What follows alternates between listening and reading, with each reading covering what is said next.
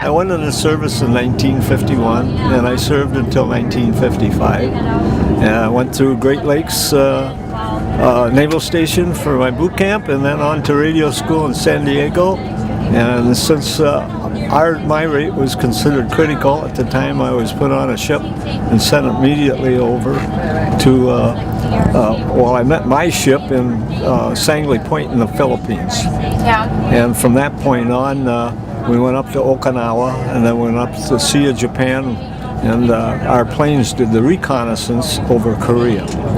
And they were in the air 24 hours a day, and had a report in every hour on the hour. And if they were 1 minute overdue, we had everybody in that radio shack over your neck.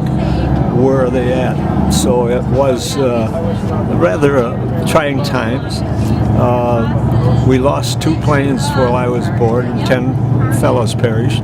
We never knew what happened to them, whether they were shot down or ran into the mountains or whatever. At least while I was aboard, we never found out anyway.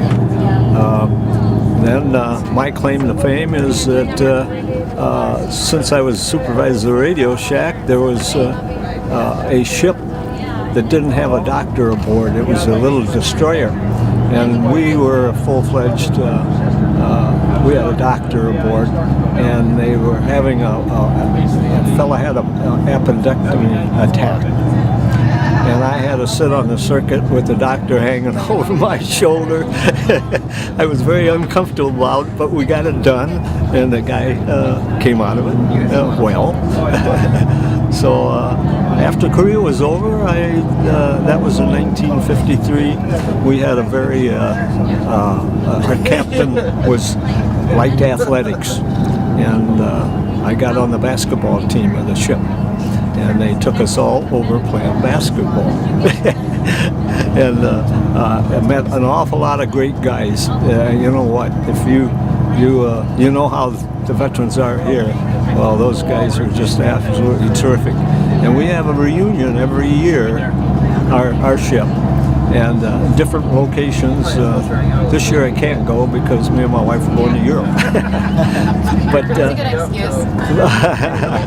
But I loved my service. I loved all the guys that I was with. We were a total team.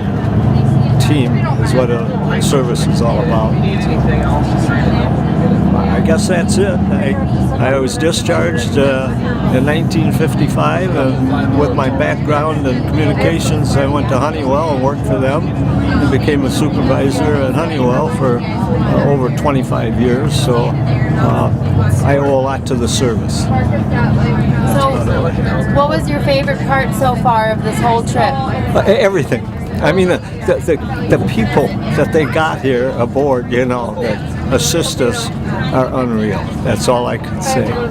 It really almost is a tearjerker sometimes, what they're doing for us. So we really appreciate it. I did get to see the changing of the guard, but years ago my daughter graduated from college, and she wanted a little break before she went to work. Me and my wife took her out, and we did see the changing of the guard, but that's many years ago. Yeah. So it's unreal what they do, the spit and polish, and how they are trained. Did you see that little presentation on? I love documentaries, so I saw that about a year ago, and I got to see it again, and I'm glad I did. Yeah. Well, there's our Korean War chapter, Northwest chapter of Korean War vets. We gave a nice little donation tonight to Mark for $1,000, and we do support like the Wisconsin State Veterans Home at Kings. We sent them like $800 this past year. We sent $800 to the Illinois Nursing Home at LaSalle, Peru. So we're doing everything that we can to make the veterans a real good, solid group. Why do you feel it was important to come on this trip? It is important to the camaraderie that you have with all the veterans. I mean, the different people that get together, and it's just, and it's experience that when I was in the Navy. I was just a young snot-nosed kid, if you will, and I learned all the ropes from all of these great guys, and they set you in the right direction. And I think something like this is just what everybody needs. It really is. How does it make you feel when someone comes up and shakes your hand and thanks you for your service? It means a whole bunch. And when these kids are out there clapping when you walk by, it's because when we came back, it wasn't like World War II, the Koreans, and for that matter, the Vietnam War. Nobody knew we existed. And I don't know if I got the hat on. Yeah, I got that hat on. It's the Forgotten War. And it should have never been forgotten.